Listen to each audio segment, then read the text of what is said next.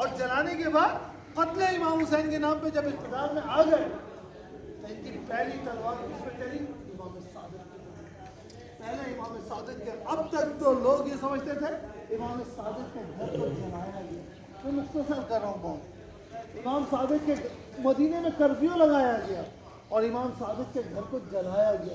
امام نے دیکھا کرفیو لگا, کیا ہوگا, تلوار کیا کہ کون آتا. امام علیہ السلام نے چیخ کے کہا آگ سے کہ میں ابراہیم خلیل اللہ کا بیٹا ہوں, آگ خاموش ہو جاؤ. میرے گھر میں عورتیں اور بچے بجھ جاؤ. آگ بھی. ابو جعفر منصور لعنت اللہ علیہ, جس نے بنو امیہ عباس کی مضبوط حکومت کی تھی عبد المہدی کے بعد, اس شخص نے امام کو گردن سے پکڑ کے کھچوایا گیا. اور اس کے بعد کیا کہتا ہے کہ یبنا رسول اللہ, یہ کیا طریقہ ہے. اس کو لا کے جب عیسیٰ جلودی نے امام کو دیا, اس کے پاس لایا پکڑ کے کھینچتا ہوا, تو ایک دم دیکھا اس نے امام کا خون بہ رہا ہے اور کپڑے پھٹے ہوئے ہیں اور امام کی عمر 67 برس تھی. تو ایک دم یہ ڈر گیا. کبھی یہ تلوار نکالتا تھا, کبھی نیام میں ڈالتا تھا, اور اس کے بعد یہ ڈر گیا اور ڈر کے کہتا ہے یبنا رسول اللہ, یہ کیا طریقہ ہے مجھ سے ملاقات کرنے کا. اگر آنا تھا تو تمیز سے آتے. تو امام شکایت تو کسی کی بھی نہیں کرتا. تو امام نے بڑی حسرت سے عیسیٰ جلودی کو دیکھا, پھر اس کی شکل کو دیکھا. تو امام علیہ السلام کیا کہتے ہیں کہ ابو جعفر, اگر تو نے اپنا کوئی قاصد بھیجنا ہے نا تو عیسیٰ جلودی کو نہیں بھیجنا. دیکھیے دروازے کے راز, نہیں کہا کہ یہ پہلا کیا آیا, نہیں کہا کہ دیوار سے کودا. امام تو امام ہوتا ہے, شکایت کسی کی نہیں کرتا. تو دیکھیے دروازے کے راستے سے نہیں آیا تھا تیرا قاصد, تیرا قاصد یہ دروازے سے کے راستے نہیں آیا تھا. اب اگر کسی قاصد کو بھیجنا تو ایسے آدمی کو بھیجنا جو دروازے سے آئے, میں خود تجھ سے ملنے کے لیے آ جاؤں گا. امام تو شکایتیں نہیں کرتا. اور جب امام کی شہادت ہوئی تو امام الکلامہ کلام الامامہ, اب امام موسیٰ کاظم کے پاس سے آ رہے. امام موسیٰ کاظم کی والدہ جو تھی نا, یورپ کی رہنے والی تھی, وہ بڑی ذکی خاتون تھی, اسپین کی رہنے والی تھی. تو امام علیہ السلام نے امام موسیٰ کاظم کی والدہ, تو امام علیہ السلام کو کیا ہوا کہ اپنا پہلا جو انہوں نے اپنا نائب بنایا ابو جعفر منصور کو, دوسرا نائب بنایا اس کے گورنر سلمان کو, تیسرا نائب بنایا شریف مکہ کو, چوتھا نائب بنایا امام موسیٰ کاظم کی والدہ کو, پانچواں نمبر پہ امام موسیٰ کاظم کو اپنا نائب رکھا. اب یہ مسئلہ تو بڑا خطرناک, ایک شخص جو سادات کو ذبح کر رہا ہے اور بغداد کی بنیاد رکھ رہا ہے, امام اس کو جو ہے اپنا نائب بنا رہے ہیں. لیکن کیوں؟ امام الکلامہ کلام الامامہ, امام کا ہر کلام بھی تمام کلاموں کا امام ہوتا ہے. جیسے ہی امام کی شہادت کی اس نے خبر دی کہ ہم نے زہر دے دیا, اس نے فوراً کہا, کیا کہا کہ ہم نے زہر دے دیا, کیا کریں. تو اس کے نیچے ابو جعفر منصور نے لکھا, فوراً اس کے نیچے لکھا کہ پہلے دو نائبوں کی گردن کاٹ دی. اب جب وہ آیا اس کے بعد تو امام کی وصیت بآواز بلند پڑھ دی گئی, جنازے میں بآواز بلند پڑھ دی گئی. 3 اماموں کا عالی شان جنازہ اٹھا ہے. ایک امام زین العابدین, دوسرے امام جعفر صادق, تیسرے امام حسن عسکری, اور تینوں کا مسئلہ امامت تھا. اب یہ بآواز بلند یہ وصیت پڑھ دی گئی تو ایک دم اس کے نیچے وہ لکھتا ہے, حضور پہلے کس کی گردن کاٹوں, آپ کی یا خود؟ پہلے 2 نائبوں کی جو ہے نا گردن کاٹی جائے تو کس کی کاٹوں؟ پہلے نائب آپ, دوسرا اپنا, تو کس کی پہلے گردن کاٹوں, آپ کی کاٹوں اپنی کاٹوں؟ اب چپ.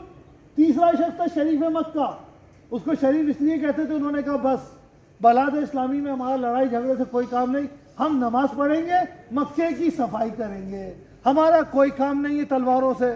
تو اس لیے ان کا نام پڑ گیا شریف مکہ. جب اس کے پاس آئے کہ آپ تیسرے نمبر کے نائب امام نے بنایا, اس نے کہا ہمارا سیاست سے کوئی تعلق نہیں, سیاست میں ہمارا کوئی تعلق نہیں ہے, ہم نے نمازیں پڑھنی ہے, حج کرنا ہے, روزہ رکھنا ہے, عمرہ کروانا ہے, ہم نہیں پڑھائیں گے جنازہ. اب اس نے کہا پہلے 2 نائب, چوتھے نمبر پہ امام کی والدہ, خاتون جو تھی جنازہ پڑھا نہیں سکتی, خاتون کی عرب دستور کے مطابق گردن کٹ نہیں سکتی, خاتون جنازہ نہیں پڑھا سکتی. اب رہ گیا آخر میں امام موسیٰ کاظم, اب ان کے بعد کس کو کریں. تو پہلے 2 تو خود ہی بھاگ گئے, اس کے بعد تیسرا چوتھا بھی, تو آخر میں امام. تو امام موسیٰ کاظم نے پڑھایا, تو اس لیے امام موسیٰ کاظم دنیا کو پتہ چلے یہ امام ہے. تو عزیزان محترم, یہ پورے مصائب کی جملے جو میں نے آپ کو ادھر امام کی فضیلتوں میں, بس آپ آ گئے سامراں. ادھر امام علیہ السلام کیوں آئے؟ علی الہادی. ہوا یہ کہ سلمان نے خط لکھا, اس نے فوج بھیجی, جعفر نے آ کے پورے مدینے میں کرفیو لگا دیا, بعد از امام رضا علیہ السلام، بلکہ ایک سلوات پڑھیں صلی علی محمد و آل محمد۔ بعد از واقعہ کربلا امام زین العابدین نے اچھی طرح دیکھ لیا تھا بلاد اسلامی میں دم خم نہیں ہے، تو امام نے بنیادیں بڑی مضبوط رکھ دی۔ ایک ایک غلام خریدتے تھے اور خرید کے ان کی تربیت کرتے تھے، آزاد کرتے تھے۔ آزاد ہونے کے بعد اس کو لے جا کے مدینے کے باہر بساتے تھے، بساتے بساتے پوری غلاموں کی کالونی بسا دی جو امام کے شاگرد تھے، یعنی میرے منہ میں خاک، میرے منہ میں خاک، صرف سمجھانے کے لیے امام نے ایک پورا مدرسہ جو ہے اس کی بنیاد رکھ دی۔ امام باقر العلوم بعد النبی، نبی کے بعد علم کو چیر پھاڑ دینے والا۔ تو امام کو وہ بنیاد اتنی مضبوط ملی جو امام زین العابدین نے بنائی تھی، اس کو کالج میں بدل دیا۔ اسے سمجھانے کے لیے کہہ رہا ہوں، میرے منہ میں خاک کہ میں ایسے جملے بول رہا ہوں، لیکن جب وہ کالج امام باقر العلوم کے بعد ان کو باقر العلوم بعد النبی تو امام جعفر صادق یعنی سچا علم، کیا ہوا جب وہ کالج کی بنیاد ملی بنو عباس بنو امیہ کے جھگڑے کے دوران، تو امام نے اس کو پوری یونیورسٹی میں تبدیل کر دی۔ اب صورت حال یہ ہو گئی تھی کہ ابو جعفر کو نفرت کی ہوئی تھی۔ ہوا یہ تھا کہ اس نے تحقیق کرائی کہ ہماری حیثیت کیا ہے، کہا تمہاری حیثیت کوئی نہیں، ساری حیثیت امام صادق اور ان کے شاگردوں کی ہے۔ کہا ہماری نماز جمعہ، کہا نماز جمعہ میں جب نماز کے لیے کھڑے ہوتے سب آ جاتے، خطبہ دیتے، ایک آدمی بھی نہیں ہوتا۔ اس نے کہا ہماری عدالتوں کے فیصلے، کہا آپ کی عدالتیں نہیں، آپ کے قاضی بھی اپنا فیصلہ امام جعفر صادق سے کرواتے ہیں۔ تو کہنے کا اس کا مطلب ہے ہم مالی کرتے ہیں، یعنی ہمارے ہاتھ میں صرف جو ہے حکومت کے اندر ہم صرف بیٹھے ہوئے جو ہے نا مزدوری کر رہے ہیں، اور ساری طاقت تو امام جعفر صادق کے ہاتھ میں ہے، وہ تو لوگوں کے دلوں پہ حکومت کر رہا ہے۔ یہ وہ نفرت تھی جو ان کے دلوں میں آئی بنو عباس کی۔ تو اس کے فوراً ہی بعد جو یہ میں نے آپ کو کہا، یہ وہ بنیاد تھی کہ بلاد اسلامی پہ حکومت ظاہراً ان کی تھی اور حکم ائمہ کا چلتا تھا، لوگوں کے دلوں پہ حکومت ائمہ کی تھی۔ اس لیے اس نے یہ فوج بھیجی امام کو گرفتار کر کے سامراء گیا۔ جب وہ آیا جعفر نے آ کے مدینے میں کرفیو لگایا، پتہ چلا امام علیہ السلام مدینے سے باہر ایک اپنے باغ میں ہے، باغ کا اس نے محاصرہ کیا، فجر کے وقت نماز پڑھ رہے تھے، اس نے ان کے گھر پہ حملہ کیا، حملہ کر کے امام علیہ السلام کو گریبان سے پکڑا، ہاتھ پاؤں باندھے، دیوار کے ساتھ ڈال دیا اور گھر کو کھودنا شروع کر دیا۔ میرے منہ میں خاک، امام کے گھر کا خانہ خرابہ کر دیا، میرے منہ میں خاک، اتنا کھودا۔ امام کے گھر میں تو ایک چھری بھی نہیں نکلی جس سے سبزی کاٹتے تھے، 8 نسخے قرآن کے نکلے، 8 نسخے قرآن کے نکلے۔ وہ کرتا جب دور کا وقت آیا، امام نے کہا کہ ابو جعفر، کہنے لگا جی بات سنو، کیا بات ہے؟ کہنے لگے کہ مولا نے کہا کہ دیکھ اسلامی فوج کے جنرل کو تم جیسا ہی ہونا چاہیے۔ میں کیا کہا مولا؟ اسلامی فوج کے جنرل کو کیسا ہونا چاہیے؟ مجھ جیسا؟ اس کو حیرت ہوئی، کیا کہہ رہے ہیں؟ ہاں بالکل تمہارا جیسا، تمہارے کو جو دستور ملا، جو حکم ملا، تم نے حکم پہ عمل کیا، اور ایسے ہی اسلامی فوج کا جنرل اور سپاہی ہونا چاہیے، جو اس کو حکم ملے وہ کسی کو خاطر میں نہ لائے، اسلامی فوج کے لیے ایسے ہی ہونا چاہیے۔ کیا کہا مولا آپ نے؟ کیا کہا؟ اسلامی فوج کا؟ ہاں۔ تو کہنے لگے دیکھ تو فوج صبح سے لے کے اب تک میرے گھر پہ آئی ہے، بھوکی پیاسی ہے، وہ اپنا کام انجام دے رہی ہے، اب میرے ہاتھ اور پاؤں کو کھول تاکہ میں اس کے لیے کھانے پینے کا بندوبست کر سکوں۔ کہ یبنا رسول اللہ، میں نے آپ کا پورا گھر خراب کر دیا، اب کیا کہہ رہے ہیں؟ مولا نے کہا تم نے کوئی غلط کام نہیں کیا ہے، میں نے غلط کام نہیں کیا، فوج کے اندر تمہیں حکم دیا گیا، اگر تم یہ حکم میں کوتاہی کرتے تو تم نے اسلامی دستور کے مطابق کوتاہی کی، تم نے تو حکم ملا، تم نے اپنا حکم انجام دیا، لیکن میرا جو وظیفہ ہے مجھے انجام دینے دے۔ اب اس میں ڈرتے ڈرتے امام کے ہاتھ پاؤں کھول دیا، کھولے امام کے پاس سرخ اونٹ تھے، عرب تھا یہ جانتا تھا، بہترین سرخ اونٹ، امام نے وہ 20 کے 20 سرخ اونٹ ذبح کر دیے اس کی فوج کے لیے، اور کہا کہ ان کو کباب بنا کے کھلاؤ۔ اب وہ فوج کھانے لگی، اب یہ سر جھکا کے آیا مولا ایک اور بھی بات ہے، کہنے لگے کہ ہاں بولو۔ اس نے کہا مولا، امام نے کہا ذرا اپنا سینہ سیدھا کرو، سر اٹھا کے بولو۔ इस्लामी फौज के सरबराह को ये दस्तूर जो है ना जेब नहीं देता कि सर झुका के आए और शर्मिंदगी की। मौला मौला क्या सीधा करो, क्या दस्तूर मिला है तुम्हें वो बयान करो। अभी चुप, मुझे पता है क्या दस्तूर, थोड़ा थोड़ा आगे हो जाओ। तुम्हें मुझे पता है क्या दस्तूर मिला है, यही ना कि मुझे तुम्हारे साथ चलना है, ठीक है, तुम अपना हुक्म इजरा करो। इसलिए डर के मारे खुद तो नहीं, अपने नायब को दिया, नायब ने तीसरे को दिया, फिर एक जो है ना हवलदार ने वो खत पढ़ के सुनाया बादशाह का कि आपको हर सूरज जो है सामरा आना होगा। अब ये शर्म के मारे कुछ नहीं बोल रहे थे। इमाम अलैहिस्सलाम ने कहा कि अच्छा आपको चलो, और ऐसा करो जाफर, फौज के लिए ना सब गर्म कपड़ों का बंदोबस्त कर लो।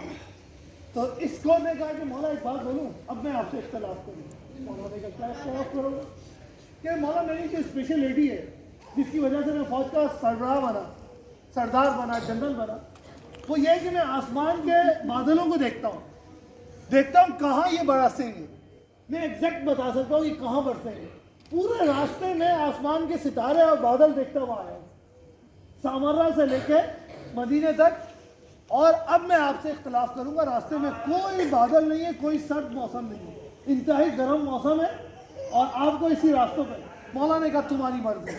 मौला ने 10 ठंडे और गर्म लिबास खरीद लिए। अब जब 10 लिबास खरीदे इमाम अलैहिस्सलाम ने, तो इसने क्या करा कि इमाम अलैहिस्सलाम को जब 10 लिबास खरीद चुके कि चले, रास्ते में एकदम बारिश बरसी। इमाम अलैहिस्सलाम ने एकदम मौसम पलटा तो फौज के अंदर एकदम ठंडक आई।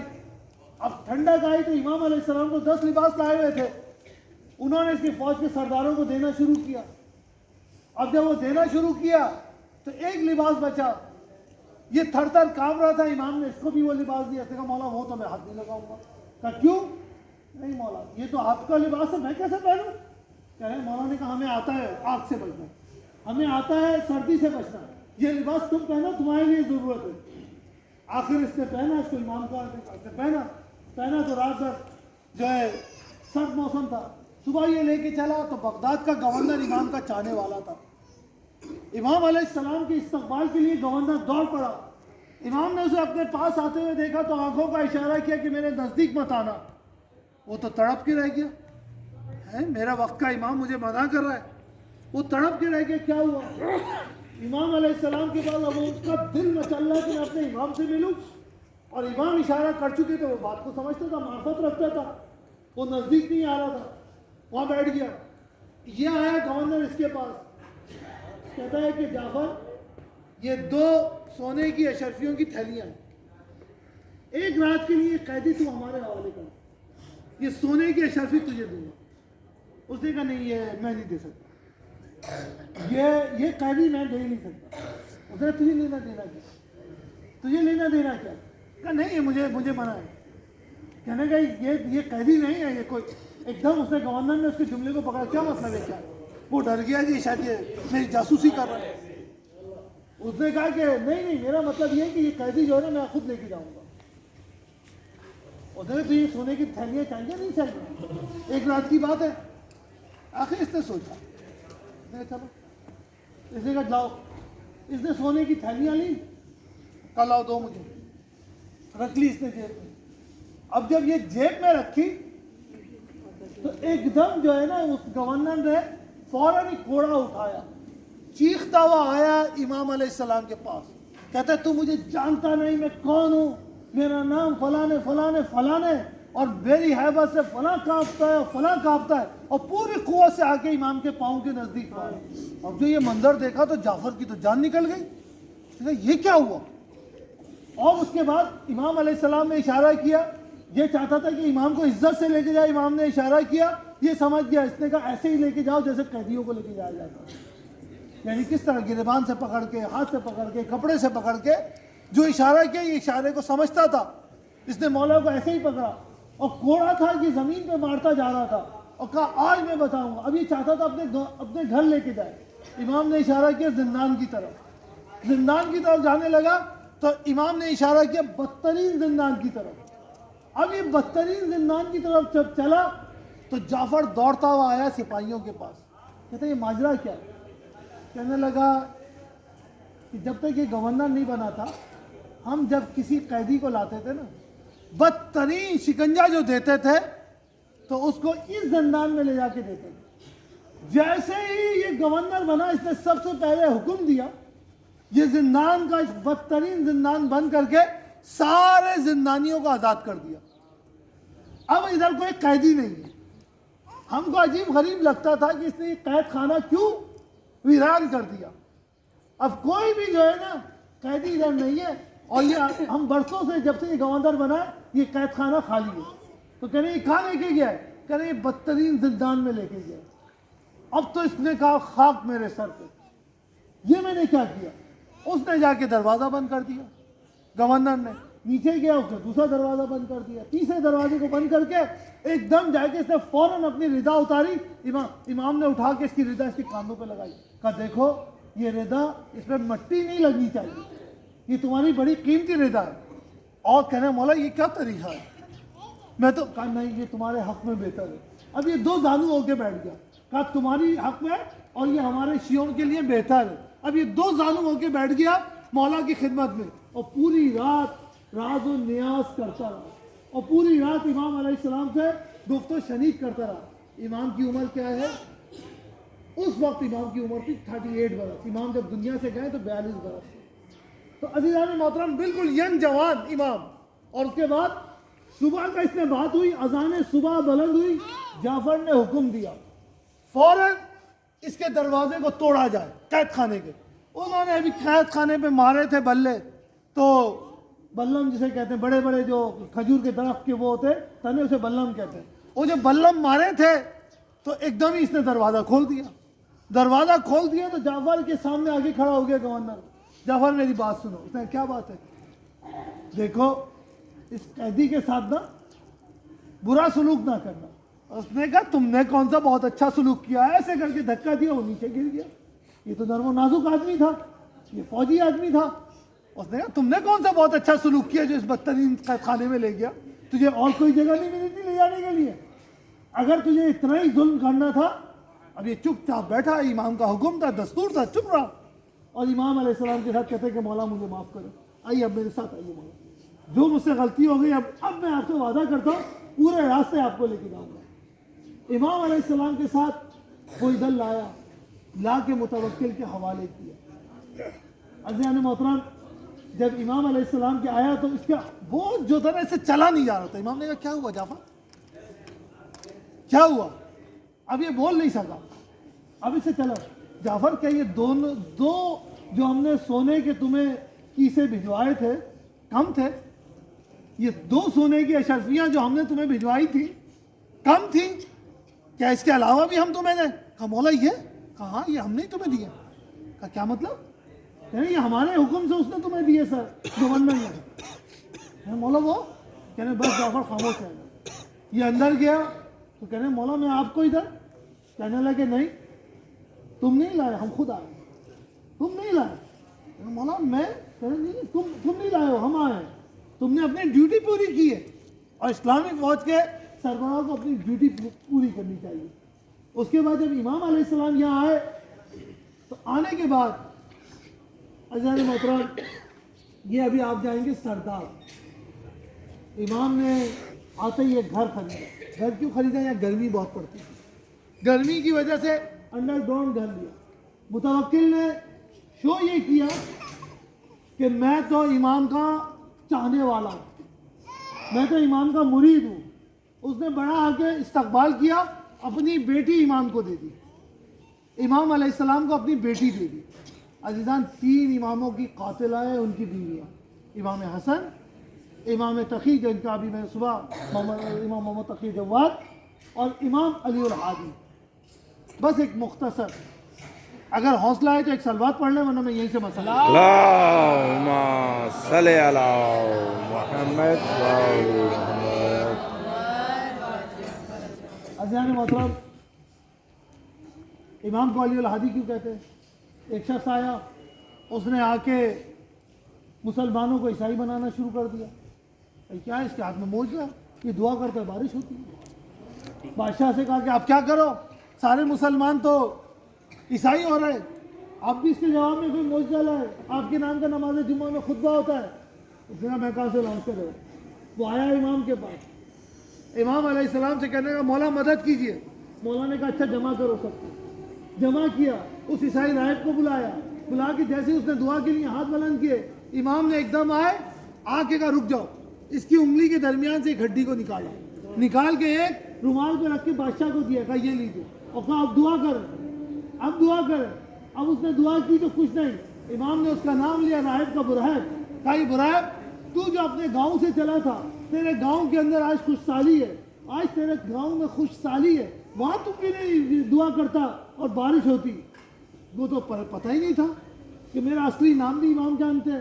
اس نے کہا کیا کہا, یہ نام تو سوائے میرے ماں باپ کے اور میرے محلے والوں کو کوئی جانتا ہی نہیں تھا, آپ کو کیسے پتا چلا؟ کہنے کہ ہمیں تو یہ بھی پتا ہے کہ تیرے گاؤں کے اندر کتنے لوگ بھوک اور غربت سے مر گئے, تو نے وہاں تو یہ دعا نہیں کی, وہاں تو سب لوگ غربت اور بھوک سے مر رہے ہیں, خوشحالی سے مر رہے ہیں. خیر, امام علیہ السلام نے کہا کہ اب بول میں کہاں دعا کروں اور کہاں بارش ہو جائے, تیرے سر پہ, تیرے گاؤں میں, یا یہ جو مجمع بیٹھا ہے اس کے اندر؟ بس عزیزان محترم, امام نے دعا کی, جہاں جہاں یہ بولتا گیا وہاں وہاں بارش ہوتی گئی. اس وقت لوگوں نے امام کا نام رکھا امام علی الحادی, یعنی امام ہدایت دینے والا. ایک سلوات پڑھے پڑھ اللہم صلی علی محمد علی اور امام حسن عسکری کو عسکری کیوں کہتے ہیں؟ یہ دو امام ہیں. دیکھیے, امام جو امام رضا کے بعد امام تقی جواد کی غربت چسوا پڑ چکا, لیکن ان دو اماموں نے اس سے ہی ملتے تھے جس سے ملنا ہوتا تھا, ہر ایک سے نہیں ملتے تھے. ان دو اماموں کے اگر شاگردوں کی تعداد دیکھیں تو 35 بھی نہیں ہے, 35 بھی نہیں ہے. صاحب نے لوگوں کو تیار کرنا شروع کیا کہ اب غیبت کا زمانہ آنے والا ہے, ایک قانونی چیز نہ ہو جائے. لوگ یہ نہ سمجھیں کہ امام غیبت میں چلے گئے, قانونی نہ ہو جائے. اور ان معجزات سے آگاہ کیا جو امام معجزات دکھا سکتا ہے, تاکہ لوگوں کے لیے جو ہے سرپرائز نہ ہو جائے. امام کا ایک آیا شخص, دو کہاں سے, آپ لوگ بی بی معصومہ خم میں بہت سے لوگ ہیں جو ایران کی زیارت کیجیے, اس سے آگے ایک ہے گیلان کا علاقہ, وہاں سے لوگ آئے جس کو شمال ایران کہتے ہیں, وہاں سے لوگ آئے, مولا ہمیں آپ کو خمس دے رہے ہیں, کہا دجلہ میں ڈال دو مجھ تک پہنچ جائے گا. انہوں نے کہا نہیں مولا, لوگ آپ سے ملنے کے لیے بے چین ہیں, ان سے بولا آج روز جمعہ ہم آ جائیں گے. امام نے وہ معجزے دکھائے تاکہ لوگوں کو تیار ہو جائے کہ امام زمانہ آئے گا تو کیسے ہوگا. امام میری طرح زمان اور مکان اور جسم کا محتاج نہیں ہے. امام اس وقت مجھ سے بھی بات کرے گا, امریکہ میں بھی بات کرے گا, روس میں بھی بات کرے گا, جاپان میں بھی بات کرے گا, سب کے سب کہیں گے امام موجود تھا, میرے ساتھ بھی کھانا کھائے گا. آج تو کوئی اور تو نہیں, لیکن ایسا کیسے ہو سکتا ہے کہ ایک جسم 20 جگہ پہ کھانا کھائے, لیکن امام کون و مکان کا محتاج نہیں. ایک سلوات پڑھے اللہم صلی علی محمد وآل محمد. تو مختصر یہ کہ امام نے وہ معجزات, اور امام حسن عسکری کے زمانے میں یہ بنو عباس کا حاکم آ کے امام سے کہتا ہے, کیا کہتا ہے؟ کہتا ہے کہ مولا, مستنصر باللہ تھا, کہتا ہے کہ مولا آئیے میرے ساتھ. اماموں میں واحد امام ہے جس نے کربلا کی زیارت کی, امام حسن, اور یہ امام کے ساتھ آئے تھے 5 سال. اللہ محترم کیا بات ہے, آئیے مولا. فوج کو حکم کیا ادھر سے ادھر بھاگو, بھاگی, دیکھتے ادھر کے گھوڑے ادھر بھاگو, بھاگے, دیکھتے ہی دیکھتے ایک پہاڑ بن گیا.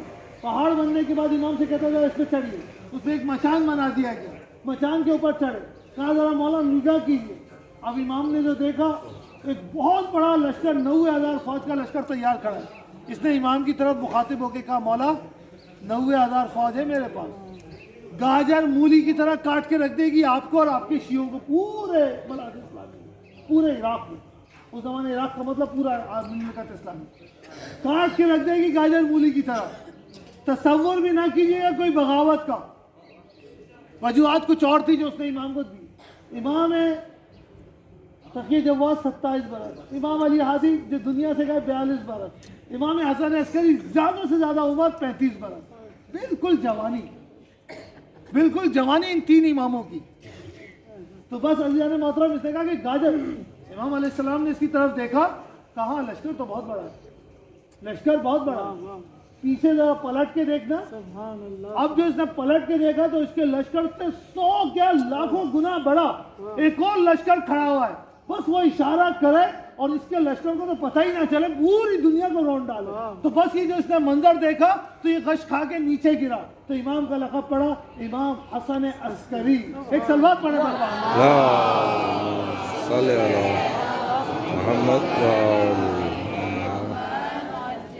मोहतरम। मुख्तसर साजिशें घर में होती थी, साजिशें घर में हो रही थी। क्या साजिशें थी? अच्छा, मेरे उस्ताद मोहतरम आगा बाउदी, वो तो इनको जाफर तव्वाब, लेकिन बाद लोग कहते हैं जाफर कज़्ज़ाब, इमाम ज़माना के तेजाज़ी। मैं सुकूत इख्तियार करता हूँ, ना इस तरफ ना उस तरफ। मेरे उस्ताद बड़े हामी हैं, बड़े वकील हैं, वो तो हद से ज़्यादा वकालत करते हैं जाफर तव्वाब की। और उस तरफ का भी मैंने ओपिनियन पढ़ा है जो वो भी दलीलें देते। साजिशें घर में हो रही थी। घर में क्या साजिशें थी कि इमाम अलैहिस्सलाम की जो ये फूफी है, इमाम हसन अस्करी की फूफी हकीमा खातून, ठीक है, इनसे कहते हैं कि फूफी अम्मा आप ना जाए। कहा क्यों? कहा नरजिस खातून। नरजिस खातून का ताल्लुक कहाँ से? यूरोप से। इनका नाम है मलिका। इनका तस्करा कहाँ है? जब हज्जाज बिन यूसुफ के दरबार में दाई हलीमा सादिया की साहबजादी, दाई हलीमा कौन है? जो रसूल खुदा सल्लल्लाहु अलैहि वसल्लम को जिन्होंने दूध पिलाया। जब हज्जाज ने इसको यह कहा करती थी कि अली तमाम अंबिया से अफजल है, तमाम अंबिया से, तो हज्जाज ने इनको गिरफ्तार करके बुलवाया था। और बुलवाने के बाद एक जुमला कहा था। इसने क्या जुमला कहा था? ओ मुशरिक माँ की बेटी, ओ मुशरिक माँ की बेटी, क्या तू बोलती है? हज्जाज ने। तो इन्होंने एकदम खड़े होकर एक जुमला कहा था, कहा कि तुझसे किसने कहा कि मेरी माँ मुशरिक थी? हम तो नबी अल्लाह शमून को खुदा ने नबूवत ही इस शर्त पे दी थी, अव्वलुना मोहम्मद व आखिरुना मोहम्मद। हमारे अव्वलुना मोहम्मद हमारे मेरी माँ से दूध पिएगा और आखिरुना मोहम्मद मेरी एक बच्ची की, हमारी उनकी नस्ल की एक खोख से दुनिया में आएगा। तू हमें कहता है मुशरिक माँ की बेटी?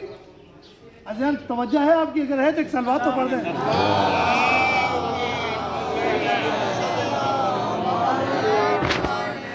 तो बस याद रखे हजरत शमून की नस्ल से थी सादिया हलीमा, और हजरत शमून ही की नस्ल से थी नरजिस खातून, जिनका रूमी नाम था, रोम की रहने वाली थी मलिका। ये किस्सा बहुत पुरानी है, मैं उधर जाना नहीं चाहता, ये सब मैंने कवर करना था। तो इमाम अलैहिस्सलाम कहते हैं इमाम हसन अस्करी की वाइफ नरजिस खातून और इमाम की ज़माना की वालदा कहते हैं कि फूफी अम्मा आज आप घर से ना जाए। कहा क्यों? कहा आज मेरे घर पे मेहंदी माऊद की विलादत होने वाली है। एक सलवात पढ़िए।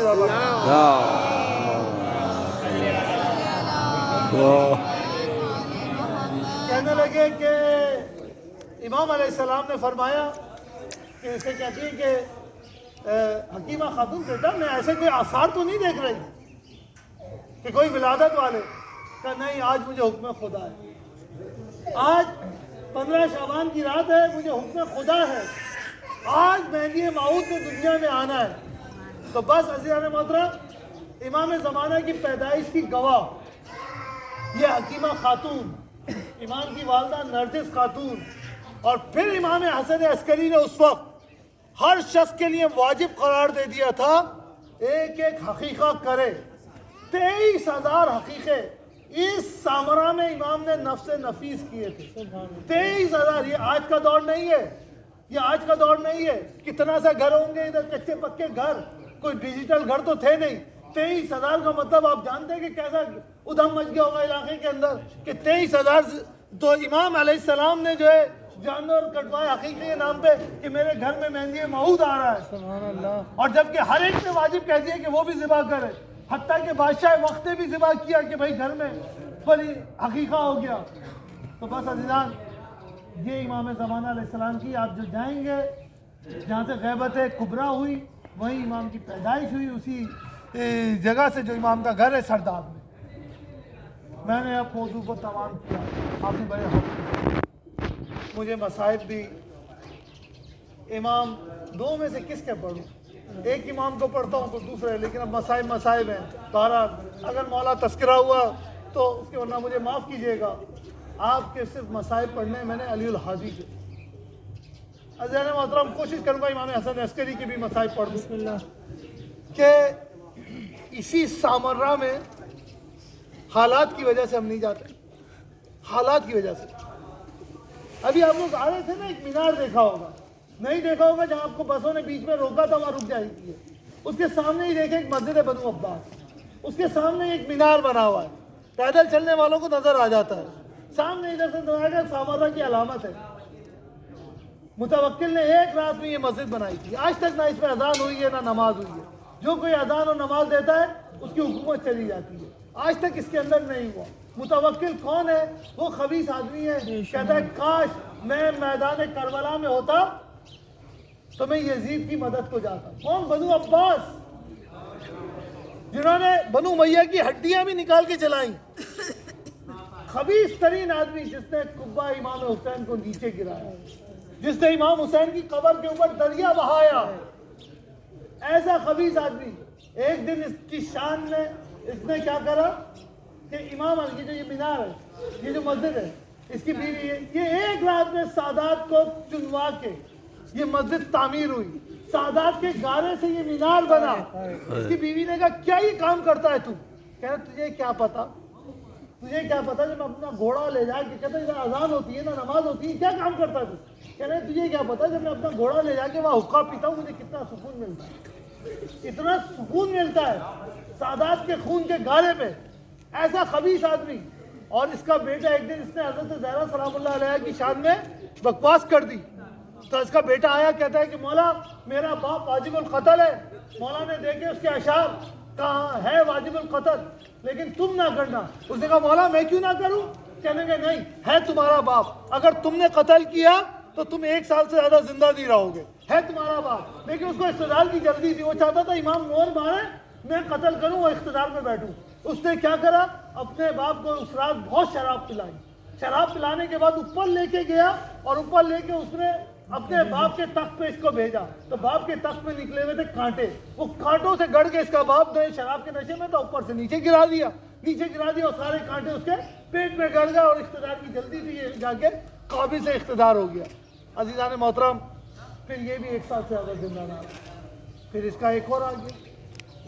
اب ایک اور آ گیا تو نفرت کہاں نکلی؟ امام علیہ السلام کے خلاف.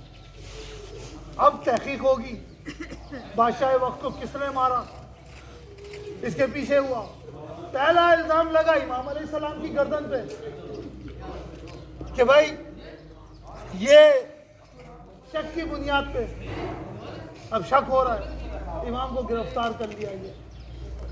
آج بھی وہ زندان ایسا وحشت ناک زندان ہے، اگر آپ چلے جائیں نا تو آپ کا قدم ڈگمگا جاتے.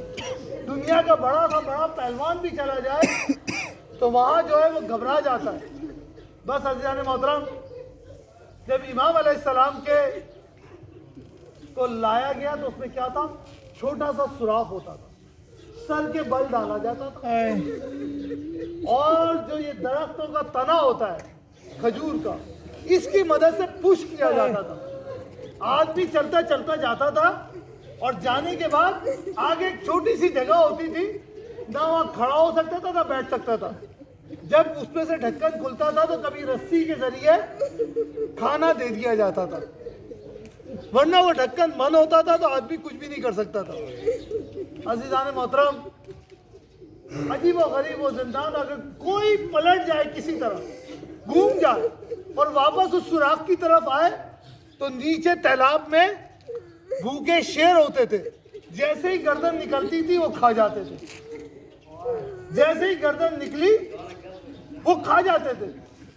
امام علیہ السلام نے، اب کیا ہوتا ہے کہ ڈھکن کھلا، ایک جانی پہچانی آواز وہ کہتی ہے مولا میں آپ کے لیے پنیر لے کے آئی ہوں اور اپنے ہاتھوں سے میں نے روٹی بنائی ہے، آپ کو پنیر بہت پسند ہے نا، اور کھجور لائی ہوں مولا آپ کے لیے لائی ہوں، آپ کی آزادی کا پروانہ لکھوا کے لائی ہوں بادشاہ سے، آج آپ آزاد ہو جائیں گے، آپ بے گناہ ہیں، آپ میرے باپ کے قتل میں آپ کا کوئی ہاتھ نہیں ہے مولا، آپ کو بے گناہ ادھر قید کیا گیا ہے، آپ آزاد ہیں۔ مولا نے اس کی آواز سنی، کہا اچھا، اور کہا مولا میں نے ابھی مزدور بلائے ہیں، ابھی میں نے مزدور بلائے ہیں، مزدور آ رہے ہیں، وہ سرنگ کھودیں گے، آپ کو نکال لیں گے باہر۔ عزیزان محترم، امام کے سامنے جب یہ آیا کہ مولا میں اپنے ہاتھ سے روٹی بنا کے لائی ہوں، پنیر لائی ہوں، کھجور لائی ہوں، مولا اتنے آپ اسے نوش فرمائیے، اسے آپ کھائیے، اور بس مزدور آ رہے ہیں، آپ کا یہ سراغ کریں گے اور آپ کو باہر نکالیں گے۔ تو اب امام علیہ السلام کیا تھے؟ امام نے بڑی حسرت سے دیکھا اور دیکھ کے ایک جملہ کہا، پروردگار میرے حسن کی خیر رکھنا، 5 سال کا بچہ ہے، 5 سال کا بچہ ہے، اس کی خیر رکھنا، میرا چھوٹا بچہ ہے، بس آج میں آزاد ہو جاؤں گا، یہ جملہ کہا، اور اس کے بعد امام نے اب جو یہ کھانا نوش کیا، جیسے ہی پہلا نوالا لیا زہر نے اثر کرنا شروع کیا۔ عزیزان محترم، میرا ایک دوست ہے ڈاکٹر راشد، اینوسیزیا کا، آج سے یہ 20-25 سال پرانی بات ہے، نیا نیا ہاؤس جاب پہ گیا تھا، میں اس سے ملنے گیا، ایک دم اس کے پاس ایک دوڑ تھی سول اسپتال میں، ایک نرس آئی، ڈاکٹر صاحب جلدی کریں، ایک آدمی نے زہر کھا لیا ہے، خودکشی کا کیس ہے، دوڑیں، پورا اسٹاف اس کا دوڑا، اب میں بیٹھ کے کیا کرتا، میں بھی اس کے پیچھے دوڑا، اب میں نے ایک عجیب و غریب منظر دیکھا، منظر کیا دیکھا، اس نوجوان کے ہاتھ بیڈ سے باندھ دیے گئے تھے، اس بیڈ کو 4 آدمی پکڑ کے روک رہے تھے، وہ اتنی قوت سے ہلا رہا تھا کہ کبھی بیڈ یہاں جا رہا تھا، کبھی وہاں جا رہا تھا، میرے سے یہ منظر دیکھا نہیں گیا، میں نے کہا ڈاکٹر راشد کچھ کرو تم اس کے لیے یار، کہنے کہ میں اب سلمان کچھ نہیں کر سکتا، میں نے کہا کیوں، میں نے کچھ تو کرو، کہا اگر میں نے کچھ کیا، یہ 70% سے زیادہ زہر کھایا ہے، اب اگر میں نے کچھ کیا نا تو میں اس کو مزید اذیتیں دوں گا، میں نے کہا کیا مطلب، کہنے لگا کہ صرف اس کا واحد علاج یہ ہے کہ میں کھلی فضا میں لے جاؤں اور اس کو تڑپنے دوں، جتنا تڑپے گا، جتنی جلد یہ دنیا سے چلا جائے، اتنی جلد یہ اپنی مصیبت سے آزاد ہوگا، اگر تھوڑا سا بھی میں نے کیا نا تو اس کے بعد یہ بہت ہی زیادہ جو ہے، بس اس کا کوئی نہیں ہے، اس کو کھلی فضا میں لے جاتے دو، میں نے کہا کیا مطلب، کہنے کہ جب کبھی چوہوں کو بھی زہر دیا جاتا ہے نا تو وہ کھلی فضا کی طرف دوڑتے ہیں تاکہ سانس لے سکیں اور آسانی سے جان نکل جائے، ورنہ اگر میں نے کچھ کیا تو یہ مزید تڑپے گا۔ بس عزیزان محترم، امام کو جب زہر دیا گیا، یہ میں نے آپ کو بتائی پوری داستان، جب یہ امام کو زہر دیا گیا نا تو امام نے جیسے ہی کھایا، اب زہر کا اثر ہوا، امام نے زور سے صدا لگائی، اللہ اکبر، اللہ اکبر، یہ صدا باہر آنی تھی، تو کیا کرو، عام طور پہ تو یہی ہوتا ہے نا، جس کو زہر دیا جائے تو اس کو کھلی فضا میں لایا جائے، لیکن اس نے کیا کرا، اس نے وہ ڈھکن ہی بند کر دیا جس کے اندر امام تھے۔ اب امام ایسی جگہ پہ، جب انسان کو زہر دیا جاتا ہے تو زمین پہ لٹایا جاتا ہے، جتنے ہاتھ پاؤں چلائے، لیکن امام کی تو جگہ ایسی تھی، نہ امام ہاتھ چلا سکتے تھے، نہ پاؤں چلا سکتے تھے، نہ پاؤں پھیلا کے لیٹ سکتے تھے۔ اب امام علیہ السلام اپنا سر دیواروں میں مار رہے تھے، کبھی ادھر مارتے تھے، کبھی ادھر مارتے تھے، کبھی ادھر مارتے تھے، اور یاد رکھیں جب کبھی سرداب میں کوئی شخص ہوتا ہے اس کی آواز اوپر نہیں جاتی، لیکن امام علیہ السلام کی آوازیں تھی باہر آ رہی تھی، اور اس کے جو نگہبان تھے وہ رو رہے تھے، سپاہی اور رو رہے تھے، اس نے پوچھا تم کیوں رو رہے ہو، چلو یہاں سے، تو دیکھ نہیں رہی، وہ قیدی کہہ رہا اللہ اکبر، اللہ اکبر، بڑی اذیت میں ہے، اس نے کہا جاؤ یہاں سے، تمہیں اذیت کے اندر ہے، اور اس کے بعد جب امام کی آوازیں آنا بند ہوئی تو امام کا جنازہ نکالا گیا اور بتایا گیا یہ ہمارا سپاہی تھا جو سلاجوق سے لڑنے گیا تھا، سلاجوق سے لڑنے گیا تھا۔ عزیزان محترم، غسل دینے والوں کو بلایا گیا، جب غسل دینے والے آئے وہ جانتے نہیں تھے کون ہے یہ شخص، انہوں نے دیکھا نہیں تھا، اب جیسے ہی چادر اٹھائی सर पीटना शुरू किया। उनसे पूछा भाई तुम सर क्यों पीट रहे हो? क्या कसम खुदा का, ये कैसे जालिम लोग थे, किस तरह इस कैदी को मारा, किस तरह इस सिपाही को मारा, इसकी कोई हड्डी सालिम नहीं है और हड्डी टूट गई थी, जिस्म का कोई हिस्सा इसका बाकी नहीं।